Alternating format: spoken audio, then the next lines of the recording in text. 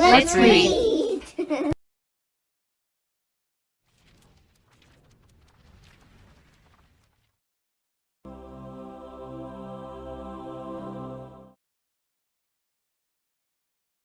Bad Tuesday. It was not very long afterwards that Michael woke up one morning with a curious feeling inside him. He knew the moment he opened his eyes that something was wrong, but he was not quite sure what it was. "What is today, Mary Poppins?" he inquired, pushing the bedclothes away from him. "Tuesday," said Mary Poppins. "Go and turn on your bath. Hurry," she said as he made no effort to move. He turned over and pulled the bedclothes up over his head, and the curious feeling increased. "What did I say?" said Mary Poppins in that cold, clear voice that was always a warning. Michael knew now what was happening to him. He knew he was going to be naughty. "I won't," he said slowly, his voice muffled by the blanket. Mary Poppins twitched the clothes from his hand and looked down upon him. "I won't." He waited, wondering what she would do, and was surprised when, without a word, she went into the bathroom and turned on the tap herself. He took his towel and went slowly in as she came out, and for the first time in his life, Michael entirely bathed himself. He knew by this that he was in disgrace, and he purposely neglected to wash behind his ears. "Shall I let out the water?" he inquired in the rudest voice he had. There was no reply. "Pooh, I don't care," said Michael, and the hot, heavy weight that was within him swelled and grew larger. "I don't care." He dressed himself then, putting on his best clothes that he knew were only for Sunday, and after that he went downstairs, kicking the banisters with his feet, a thing he knew he should not do, as it waked everybody else in the house. On the stairs he met Ellen, the housemaid, and as he passed her, he knocked the hot water jug out of her hand. "Well, you are a clumsy," said Ellen, as she bent down to mop up the water. "That was for your father's shaving." "I meant to," said Michael calmly. Ellen's red face went quite white with surprise. "Meant to? You meant? Well then, you're a very bad heathen boy, and I'll tell your ma, so I will." "Do," said Michael, and he went on down the stairs. Well, that was the beginning of it. Throughout the rest of the day, nothing went right with him. The hot, heavy feeling inside him made him do the most awful things, and as soon as he'd done them, he felt extraordinarily pleased and glad, and thought out some more at once. In the kitchen, Mrs. Brill, the cook, was making scones. "No, Master Michael," she said, "you can't scrape out the basin. It's not empty yet." And at that, he let out his foot and kicked Mrs. Brill very hard on the shin so that she dropped the rolling pin and screamed aloud. "You kicked Mrs. Brill? Kind Mrs. Brill? I'm ashamed of you," said his mother. A few minutes later, Mrs. Brill had told her the whole story. "You must beg her pardon at once. Say you're sorry, Michael." "But I'm not sorry. I'm glad. Her legs are too fat," he said, and before they could catch him, he ran away up the area steps and into the garden. There he purposely bumped into Robertson Eye, who was sound asleep on top of one of the best rock plants, and Robertson Eye was very angry. "I'll tell your pa," he said threateningly. "And I'll tell him you haven't cleaned the shoes this morning," said Michael, and was a little astonished at himself.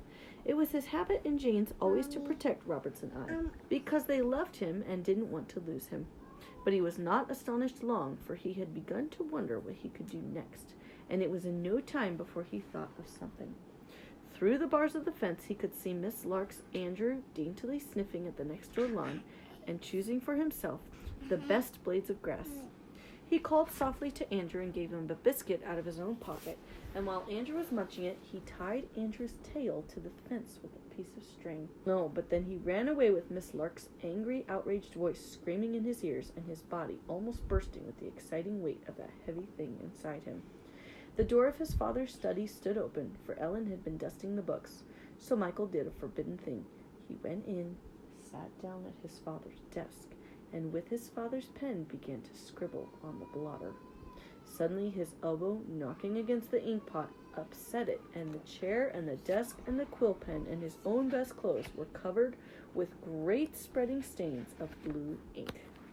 It looked dreadful, and fear of what would happen to him stirred within Michael. But in spite of that, he didn't care. He didn't feel the least bit sorry. "That child must be ill," said Mrs. Banks when she was told by Ellen, who suddenly returned and discovered him of the latest adventure. "Michael, you shall have some syrup of figs." "I'm not ill. I'm weller than you," said Michael rudely. "Then you are simply naughty," said his mother, "and you shall be punished." And sure enough, 5 minutes later, Michael found himself standing in his stained clothes in a corner of the nursery, facing the wall. Jane tried to speak to him when Mary Poppins was not looking, but he would not answer and put out his tongue at her. When John and Barbara crawled along the floor and each took hold of one of his shoes, and all the time he was enjoying his badness, hugging it to him as though it were a friend and not caring a bit. "I hate being good," he said aloud to himself, as he trailed after Mary Poppins and Jane in the perambulator on the afternoon walk to the park. "Don't dawdle," said Mary Poppins, looking back at him, but he went on dawdling and dragging the sides of his shoes along the pavement in order to scratch the leather. Suddenly, Mary Poppins turned and faced him, one hand on the handle of the perambulator. "You," she began, "got out of bed the wrong side this morning." "I didn't," said Michael. "There is no wrong side to my bed." "Every bed has a right and a wrong side," said Mary Poppins primly. "Not mine. It's next to the wall." "That makes no difference. It's still a side," scoffed Mary Poppins. "Well, is the wrong side the left side, or is the wrong side the right side? Because I got out on the right side, so how can it be wrong?" "Both sides were the wrong side this morning, Mr. Smarty." "But it has only one, and if I got out on the right side," he argued. "One more word from you," began Mary Poppins. "One more word, and I'll—" She did not say what she'd do, but he quickened his pace. "Pull yourself together, Michael," said Jane in a whisper. "You shut up," he said, but so low that Mary Poppins could not hear. "Now, sir," said Mary Poppins, "off you go. In front of me, please. I'm not going to have you stravagating behind any longer. You'll oblige me by going on ahead." She pushed him in front of her, and she continued, "There's a shiny thing sparkling on the path just along there. I'll thank you to go and pick it up and bring it to me. Somebody's dropped their tiara, perhaps." Against his will, but because he didn't dare not to, Michael looked in the direction in which she was pointing. Yes, there was something shining on the path. From that distance, it looked very interesting, and its sparkling rays of light seemed to beckon him. He walked on, swaggering a little, going as slowly as he dared, and pretending that he didn't really want to see what it was. He reached the spot, and stooping, picked up the shining thing. It was a small, round sort of box with a glass top, and on the glass an arrow marked. Inside, a round disc that seemed to be covered with letters swung gently as he moved the box.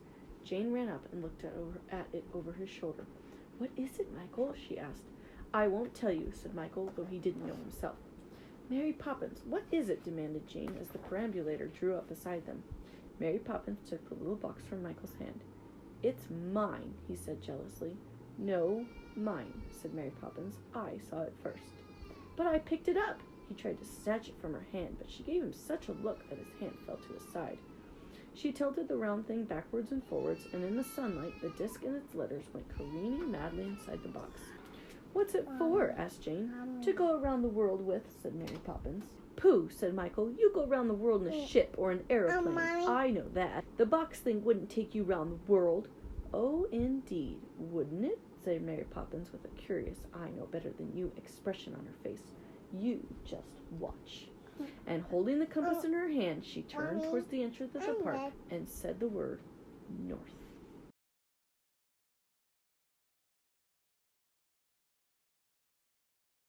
At that moment, a white furry head peered cautiously round a boulder. Then a huge polar bear leapt out and, standing on his hind legs, proceeded to hug Mary Poppins. "I was afraid you might be trappers," he said. "Welcome to the North Pole, all of you." He put out a long pink tongue, rough and warm as a bath towel, and gently licked the children's cheeks. They trembled. Did polar bears eat children? They wondered. "You're shivering," the bear said kindly. That's because you need something to eat. Make yourselves comfortable on this iceberg."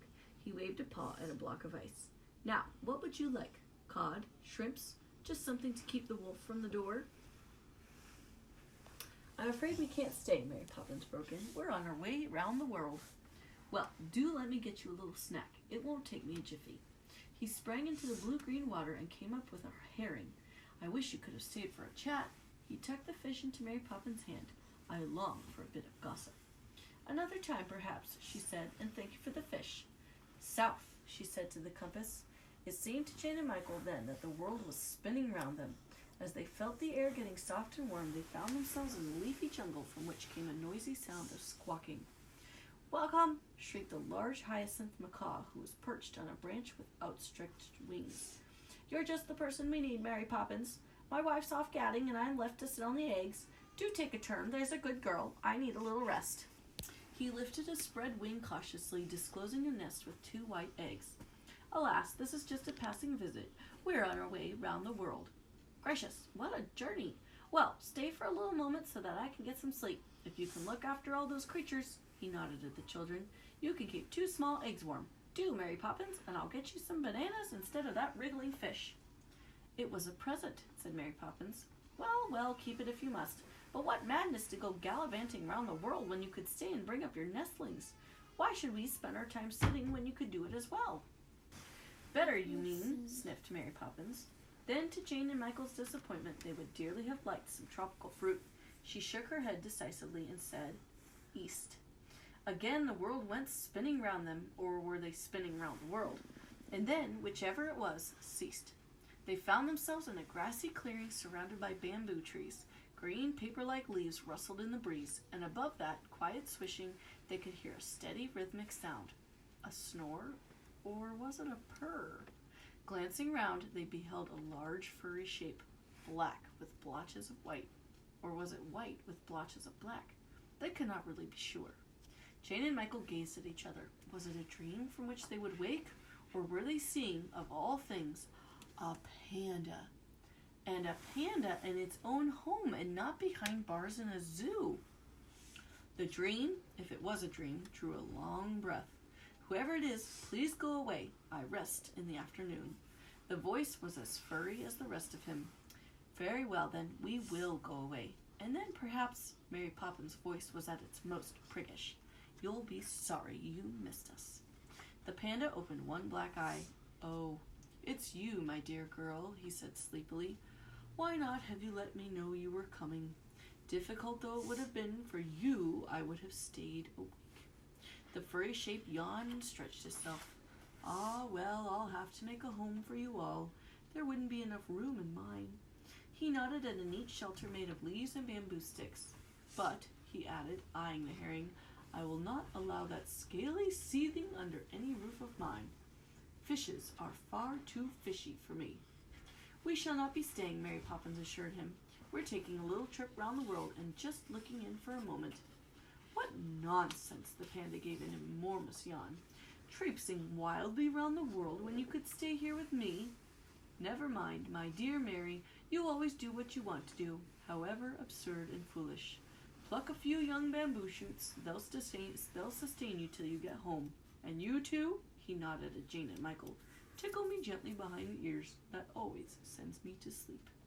Eagerly they sat down beside him and stroked the silky fur.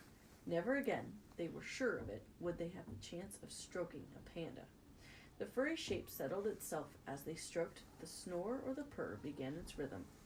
"He's asleep," said Mary Poppins softly. "We mustn't wake him again." She beckoned to the children, and as they came on tiptoe towards her, she gave a flick of her wrist, and the compass apparently understood, for the spinning began again. Hills and lakes, mountains and forests went waltzing round them to unheard music. Then again the world was still, as if it had never moved. This time they found themselves on a long white shore, with wavelets lapping and curling against it, and immediately before them was a cloud of whirling, swirling sand, from which came a series of grunts. Then slowly the cloud settled, disclosing a large black and gray dolphin with a young one at her side. "Is that you, Amelia?" called Mary Poppins. The dolphin blew some sand from her nose and gave a start of surprise. "Well, of all people, it's Mary Robbins. You're just in time to share our sand bath. Nothing like a sand bath for cleansing the fins and tail." "I had a bath this morning, thank you." "Well, what about those young ones, dear? Can they do with a bit of scouring?" "They have no fins and tails," said Mary Poppins, much to the children's disappointment. They would have liked a roll in the sand. "Well, what on earth or sea are you doing here?" Amelia demanded briskly. "Oh, just going round the world, you know," said Mary Poppins airily, as though going round the world was such a thing you did every day. "Well, it's a treat for Froggy and me, isn't it, Froggy?" Amelia butted him with her nose, and the young dolphin gave a friendly squeak. "I call him Froggy because he so often strays away, just like the frog that was a wooing Go, whether his mother would let him or no." don't you, Froggy?" His answer was another squeak. "Well, now for a meal. What would you like?" Amelia grinned at Jane and Michael, displaying a splendid array of teeth. "There's cockles and mussels alive-o, and the seaweed here is excellent." "Thank you kindly, I'm sure, Amelia, but we have to be home in a half a minute." Mary Poppins laid a firm hand on the handle of the perambulator. Amelia was clearly disappointed. "Whatever kind of visit is that? Hello and goodbye in the same breath. Next time you must stay for tea, and we'll all sit together on a rock and sing a song to the moon. Eh, Froggy?" Froggy squeaked. "That will be lovely," said Mary Poppins, and Jane and Michael echoed her words. They had never yet sat on a rock and sung a song to the moon. "Well, au revoir, one and all. By the way, Mary, my dear, were you going to take that herring with you?" Amelia greedily eyed the fish, which, fearing the worst was about to happen, made itself as limp as it could in Mary Poppins' hand. "No, I'm planning to throw it back into the sea." The herring gasped with relief. "A very proper decision, Mary," Amelia toothily smiled. "We get so few of them in these parts, and they make a delicious meal. Why don't we race for it, Froggy and me? When you say go, we'll start swimming and see who gets it first." Mary Poppins held the fish aloft. "Ready, steady, go!" she cried, as if it were a bird rather than fish. The herring swooped up and splashed into the sea. The dolphins were after it in a second, two dark, striving shapes rippling through the water. Jane and Michael could hardly breathe. Which would win the prize, or would the prize escape? "Froggy! Froggy! Froggy!" yelled Michael. If the herring had to be caught and eaten, he wanted Froggy to win. "Froggy!" The wind and sea both cried the name, but Michael's voice was the stronger. "What do you think you're doing, Michael?" Mary Poppins sounded ferocious. He glanced at her for a moment and turned again to the sea. But the sea was not there. Nothing but a neat green lawn. Jane, agog, beside him, the twins in the perambulator, and Mary Poppins pushing it into the middle of the park. Jumping up and down and shouting, "Making a nuisance of yourself? One would think you'd done enough for one day. Step along at once, please." "Round the world and back in a minute? What a wonderful box!" said Jane. "It's a compass, not a box, and it's mine," said Michael. "I found it. Give it to me."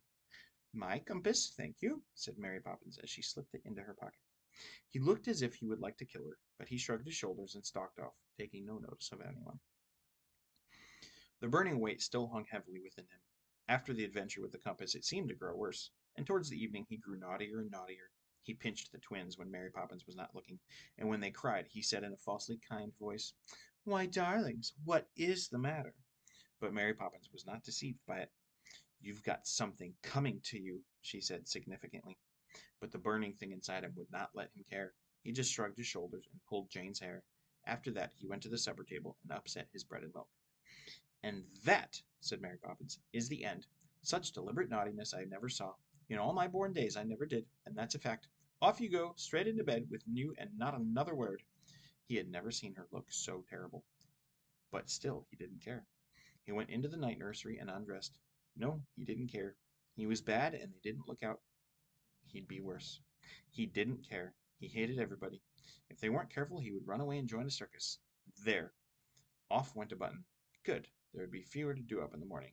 And another. All the better. Nothing in all the world would ever make him feel sorry. He would get into bed without brushing his hair or his teeth. Certainly without saying his prayers. He was just about to get into bed, and indeed had one foot already in it, when he noticed the compass lying on the top of the chest of drawers. Very slowly he withdrew his foot and tiptoed across the room. He knew now what he would do. He would take the compass and spin it and go round the world, and they'd never find him again, and it would serve them right. Without making a sound, he lifted a chair and put it against the chest of drawers. Then he climbed up on it and took the compass in his hand. He moved it. "North, south, east, west," he said very quickly, in case anybody should come in before he got well away. A noise behind the chair startled him, and he turned around guiltily, expecting to see Mary Poppins. But instead there were four gigantic figures bearing down upon him, the bear with his fangs showing, the macaw fiercely flapping his wings, the panda with his fur on end, the dolphin thrusting out her snout. From all quarters of the room they were rushing upon him, their shadows huge on the ceiling. No longer kind and friendly, they were now full of revenge. Their terrible, angry faces loomed nearer. He could feel their hot breath on his face. "Oh! Oh!" Michael dropped the compass. "Mary Poppins, help me!" he screamed, and shut his eyes in terror. And then something enveloped him. The great creatures and their greater shadows, with a mingled roar or squawk of triumph, flung themselves upon him. What was it that held him soft and warm in its smothering embrace? The polar bear's fur coat? The macaw's feathers? the panda's fur he'd stroked so gently, the mother dolphin's flipper, and what was he, or might be she, planning to do to him? If only he'd been good. If only. Mary Poppins, he wailed, and he felt himself carried through the air and set down in something still softer. Oh, dear Mary Poppins. All right, I'm not deaf, I'm thankful to say. No need to shout, he heard her say calmly. He opened one eye. He could see no sign of the four gigantic figures of the compass. He opened the other eye to make sure. Nope, not a glint of any of them. He sat up. He looked round the room. There was nothing there. Then he discovered that the soft thing that was round him was his own blanket, and the soft thing he was lying on was his own bed. And oh, the heavy burning thing that had been inside him all day had melted and disappeared. He felt peaceful and happy, and as if he would like to give everybody he knew a birthday present. What what happened? He said rather anxiously to Mary Poppins. I told you that was my compass, didn't I? Be kind enough not to touch my things, if you please, was all she said as she stooped and picked up the compass and put it in her pocket. Then she began to fold the clothes he'd thrown down on the floor. Shall I do it? He said. No, thank you. He watched her go in the next room, and presently she returned and put something warm in his hands. It was a cup of milk. Michael sipped it, tasting every drop several times with his tongue, making it last as long as possible so Mary Poppins would stay beside him. She stood there without saying a word, watching the milk slowly disappear. He could smell her crackling white apron and the faint flavor of toast that always hung about her so deliciously. But try as he would, he could not make the milk last forever, and presently, with a sigh of regret, he handed her the empty cup and slipped down into bed. He'd never known it to be so comfortable, he thought, and he thought, too, how warm he was and how happy he felt and how lucky he was to be alive. It's a funny thing, Mary Poppins, he said drowsily. I've been so very naughty, and I feel so very good. Humph, said Mary Poppins, as she tucked him in and went away to wash up the supper things.